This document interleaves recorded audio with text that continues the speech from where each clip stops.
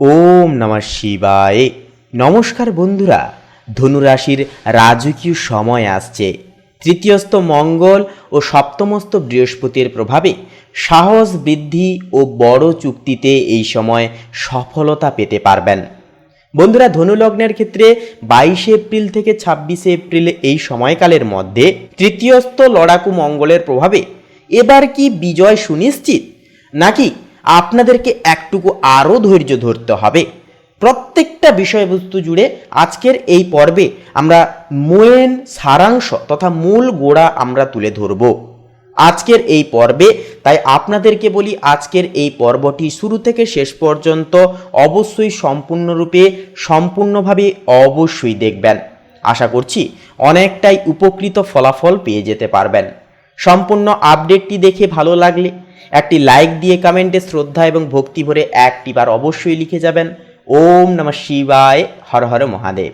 তো দেখুন বন্ধুরা, জ্যোতিষশাস্ত্রের গাণিতিক অবস্থান অনুযায়ী 22 এপ্রিল থেকে 26 এপ্রিলের এই সময়কালে ধনু লগ্নের জন্য এইটি কিন্তু অত্যন্ত প্রভাবশালী সময় হয়ে উঠবে। আপনার রাশির তৃতীয় ঘরে সাহস ও শক্তির কারক গ্রহ মঙ্গল, বুদ্ধির কারক গ্রহ বুধ এবং রাহু অবস্থান করছেন। তৃতীয় ঘরটি হলো পরাক্রম, ছোট ভাই বোন এবং যোগাযোগের স্থান। এখানে মঙ্গল ও রাহুর উপস্থিতি আপনাকে এক অদম্য সাহস এবং যে কোনো কাজে ঝাঁপিয়ে পড়ার একটা অন্যতম মানসিকতা প্রদান করবে।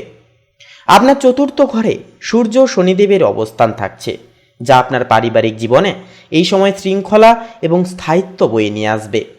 পঞ্চম ঘরে শুক্র উচ্চস্থ হয়ে আপনার সৃজনশীলতাকে এই সময় সুরক্ষিত করছে এবং সপ্তম ঘরে রাশি অধিপতি দেবগুরু বৃহস্পতি আপনাকে সামাজিক ও অংশীদারিত্ব সুরক্ষা কবচ প্রদান করছে।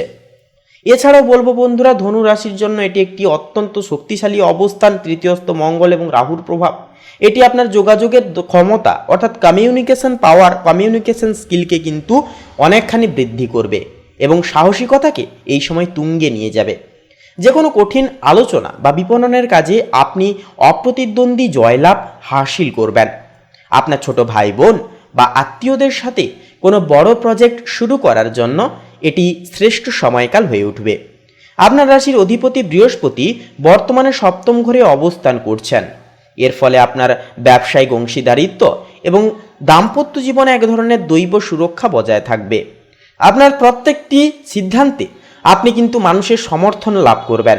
চতুর্থ ঘরে শনি ও সূর্যের অবস্থান নির্দেশ করছে যে আপনি আপনার ঘরোয়া পরিবেশ বা পৈতৃক সম্পত্তি নিয়ে অত্যন্ত গভীর ও দূরদর্শী কোনো সিদ্ধান্ত নিতে পারবেন। এটি দীর্ঘমেয়াদী গৃহ নির্মাণের পরিকল্পনার জন্য অত্যন্তই শুভ হয়ে উঠবে।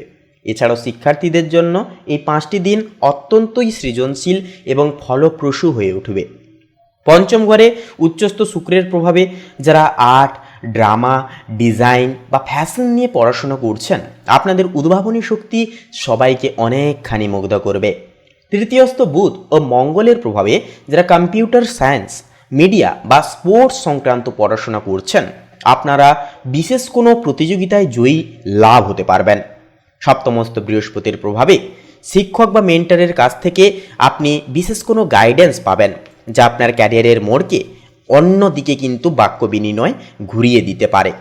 তবে চতুর্থস্থ শনির কারণে পড়াশোনায় একাগ্রতা আনতে কঠোর পরিশ্রমেরও কিন্তু প্রয়োজন হবে বন্ধুরা। পারিবারিক জীবনের ক্ষেত্রে ধনুরাশির জাতক জাতিকাদের জন্য এই সময়টি মিশ্র ফলদায়ী। তৃতীয়স্থ গ্রহপুঞ্জ নির্দেশ করছে যে আত্মীয় বা প্রতিবেশীদের সাথে কোনো মাঙ্গলিক অনুষ্ঠানে যোগ দেওয়ার একটা সুযোগ সুবিধা জীবনে রীতিমতো আসতে পারে। চতুর্থস্থ সূর্য ও শনির কারণে বাড়িতে বয়স্কদের স্বাস্থ্যের প্রতি একটুকু নজর দিয়ে চলতে হবে।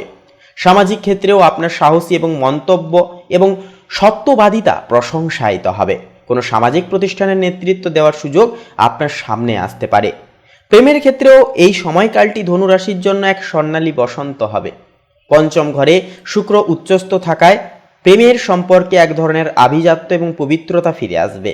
সপ্তম ঘরে আপনার রাশিপতি বৃহস্পতির অবস্থান নির্দেশ করছে যে আপনার দাম্পত্য জীবনে এক অদ্ভুত শান্তভাব বজায় থাকবে। জীবনসঙ্গীর সাথে আপনার বোঝাপড়া এমন এক উচ্চতায় পৌঁছবে যা আগে কখনো হয়নি। যারা অবিবাহিত রয়েছেন, আপনাদের জন্য পারিবারিক সম্মতিতে বিবাহের প্রস্তাব আসার একটা প্রবল যোগ দেখা যাবে। কর্মজীবনে আপনি এই সপ্তাহে এক অপ্রতিদ্বন্দ্বী নেতৃত্ব দানকারী হিসেবে নিজেকে প্রমাণ করতে চলেছেন।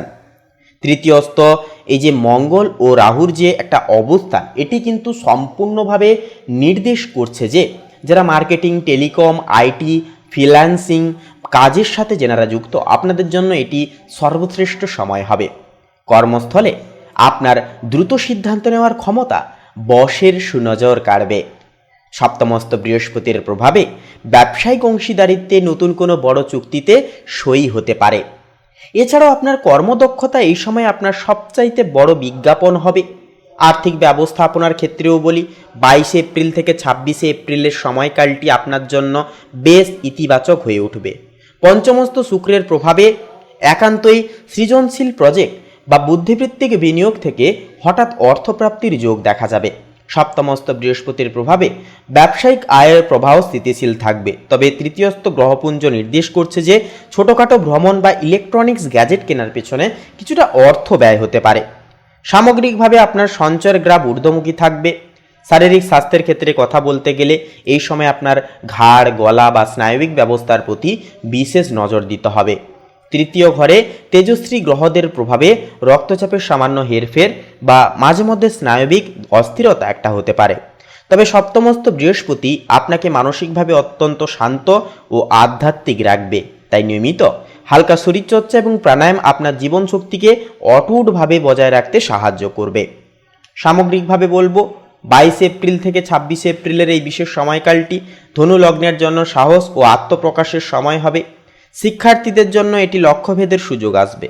তৃতীয়স্থ মঙ্গল ও রাহু আপনাকে অপরাজেয় সাহস দেবে এবং সপ্তমস্থ বৃহস্পতি আপনার সামাজিক ও বৈবাহিক সুরক্ষাকে সুনিশ্চিত করবে। এই সপ্তাহে আপনার প্রধান শক্তি হবে আপনার স্পষ্টবাদিতা এবং সঠিক সময়ে সাহসী পদক্ষেপ নেওয়ার অভ্যন্তরীণ ক্ষমতা। তো বন্ধুরা, আজকের এই পর্বটি, আজকের এই আপডেটটি এই পর্যন্ত।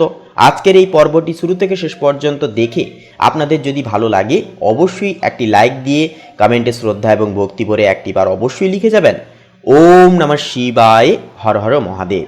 এছাড়াও বন্ধুরা, আপন বন্ধুবান্ধবদের সাথে আজকের এই আপডেটটি শেয়ার করে আমাদের এই ভাগ্যবিচার চ্যানেলটিকে সাবস্ক্রাইব করে অল অপশানে সিলেক্ট করে পাশে থাকতে ভুলবেন না। আপনারা ভালো থাকুন, সুস্থ থাকুন, সচেতন থাকুন।